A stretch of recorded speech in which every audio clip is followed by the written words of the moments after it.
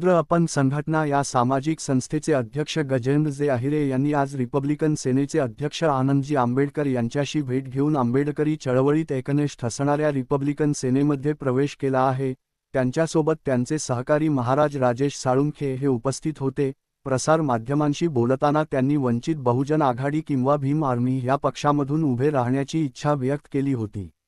बहुजन समाज पार्टीमध्ये ते गेली बरीच वर्षे काम करत होते। बहुजन समाज पार्टीच्या माध्यमातून त्यांनी आमदारकीचे निवडणूक सुद्धा लढवली होती, पण कोणत्याही पक्षामध्ये उभे राहून जिंकण्याची आशा फार कमी असल्याने रिपब्लिकन सेनेतून उभे राहून आपण नक्कीच जिंकून येऊ असा विश्वास त्यांनी बोलून दाखवला।